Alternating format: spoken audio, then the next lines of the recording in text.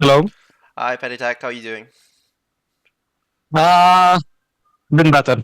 Been better. All right. I wanted to first thank you for the opportunity to take this interview. And I wanted to extend commiserations on the loss today for this series. Um, okay, so going straight into the interview, this was mentioned, I want to say several times, so it was only mentioned once during the press conference. You've gotten your rematch against G2 that you guys wanted from the last time. While it might not have gone the way that you guys would have ultimately have liked it to, there were moments during the series where Heretics showed incredible dominance. Could you talk me through your thoughts and feelings and how the series went for you? I mean, we knew that we're gonna play Icebox, and we are really confident on it. Mm-hmm. So in our heads, it was like, I mean, it's not, at least in my head, it was like a 1-0 already. Mm-hmm. It was just a matter of hitting some heads and pulling some good rotations Mm-hmm. on us, and we were in control of the entire game up until the point where we got echoed on Stingers, where they forced when we went B. Yeah. And I think from that point on, we kind of struggled to like take map control, just do proper executes. There was always a small bit happening where we could have done better, but we didn't, and they capitalized of it. Mm-hmm. So they just took advantage of it basically. But yeah, from 11-2, we should have closed that game like 100%. Like even like winning two random rounds would be enough, but we didn't, and they showed like great resilience. So yeah, well played to them. Do you what exactly played into this where you say like there are these little things that you guys couldn't quite play the rounds the way you wanted to in a sense? What ultimately led to that?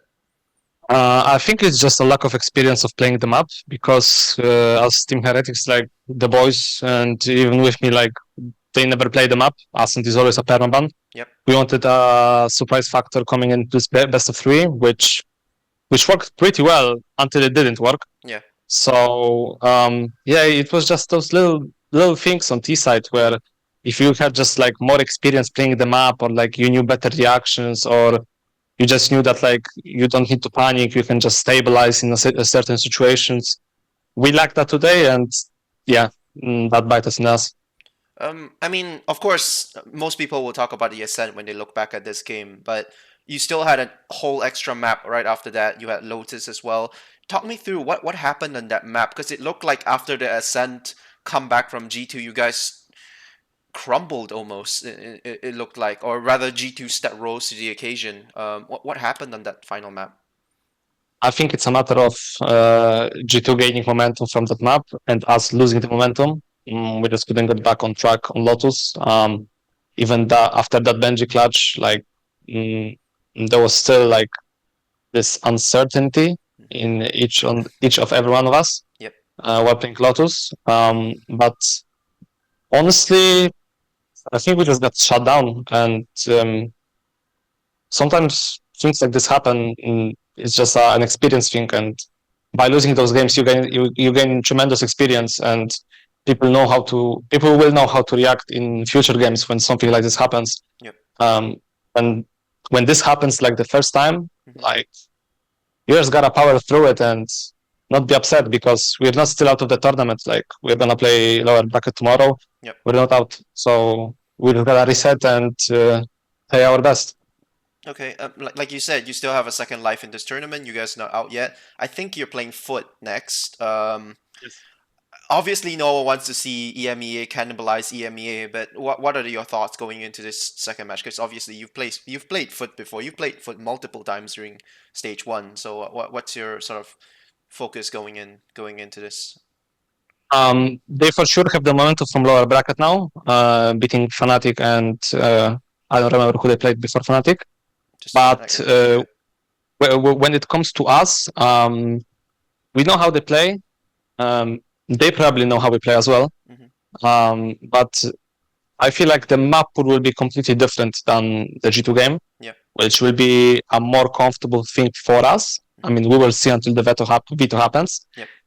But other than that, we're just gonna play our game. Like honestly, battles against G2, it stinks, Yeah. of course, because not closing our 11-2 game will always be like, oh my god, like it's only 2 rounds. Like you can always like win just random 2 rounds, Yeah. by someone popping off and like doing some random stuff. Yeah. But as we say in the team, like it's honestly fine. Like we still have lower bracket tomorrow. We'll play foot.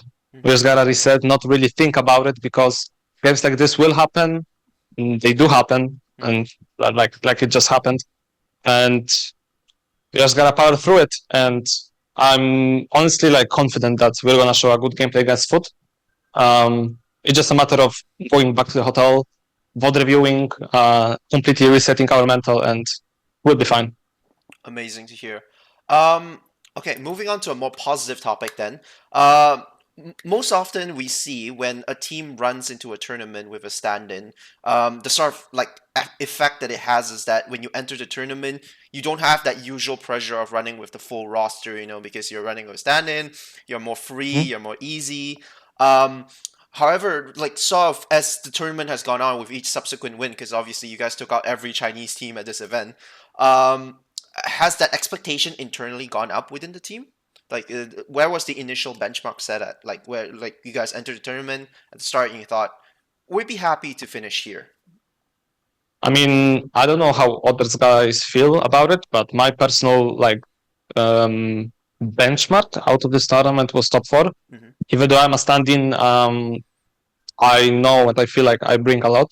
Mm-hmm. And honestly, changing one player is not that impactful. I Mm-hmm. mean, in this case, is because it's Minibu. Yep. So I also gotta step up and try to represent the level that he's representing. Mm-hmm. But I'm not looking at it that way. I'm looking at it in the way that I've been playing with the boys for like I can maybe say like maybe 4.5 months Yeah. of practicing, of playing kickoff, of playing Masters Madrid, Yeah. and then playing two first stage games. Um, in an aspect like that, it really doesn't affect. I mean, obviously it affects, but not to the point where when there's a stand-in, it's a completely different team. Yeah. I feel like we still have good fundamentals Mm-hmm. going in with me, and it's just a matter of upholding the fundamentals, executing them properly, and having fun and just playing our game. Okay. Okay. I mean that makes sense. It's your situation is slightly different from the usual stand-ins. Um. Yeah. Okay. So as I mentioned, alluded to before, you faced three Chinese teams and now G2. What do you personally think about Heretics' run so far? Like at this event, like are you? I wouldn't use the word satisfied, but are you satisfied with sort of the showing that you guys have shown too far? Aside from today, of Uh, course. I think at this point, I mean, obviously I want more and I want to win, but Mm-hmm. I'm satisfied to the point where if I go out of the tournament, I'll be like, okay, we came in with no practice, with me as a stand-in. Yeah. We did a really good run in Shanghai. Mm-hmm. And yeah, I mean, reaching top six with a stand-in, I don't think anything can do that, honestly. Yeah. Um, to be honest, after today, we should have been top four and we should have won the game. Yeah. Like, if I'm being honest. Mm-hmm. But as I said earlier, like games like this happen, and it molds you as a player when you get put down like this, especially in a way like this. Yeah. But what matters is not like what matters is you do like what matters is like how you get up from it. Yeah. Of And course. I'm positive that we're gonna get up and we're just gonna forget about that game and we're gonna come to the hotel, review, and just play our game and enjoy it. And enjoy it. Amazing to hear. I wanted to talk about you more personally as well. We've heard a lot of great things about you from your teammates, from Neil, about how much impact you've had on this roster. I wanted to ask you personally, what do you think you bring to any roster? What do you think your biggest selling point as a talent is? I think it's like my confidence plus that I'm a stable player. I like people know what to expect from me. Yep. Uh, I would say that also like I'm a solid player outside of the game as well. Like my work ethic and the way I hold myself accountable to like being on practice, not being late, like putting 100% in practice because those things matter and those things like make you as a pro player. Hmm. how you behave before officials, because of course on officials like anything can happen. And um, going back to your question as well, like what am I bringing to the table? To be honest, I don't know. It's hard for me to say like those things about me Yeah. because I just when I come to a team, I just want the best out of every situation. Hmm. I want people that are hardworking around me because I'm also like that. I want people giving 150% in screens and in officials, not being down after shitty officials. Yeah. Um, just just pure work ethic, and I would say also skill because I feel like teams are missing out on most of the players like me, Yeah. if I would have to say. So uh, that's it. Okay, I mean that perfectly segues into my next question because I wanted to ask you, looking ahead post Shanghai, where do you see yourself? Is there a particular current roster that you would love to work with? Are you bound to EMEA? Like, would you only want to work with EMEA teams in EMEA, or would you be open to going to another region? What's future I'm paTiTek looking like?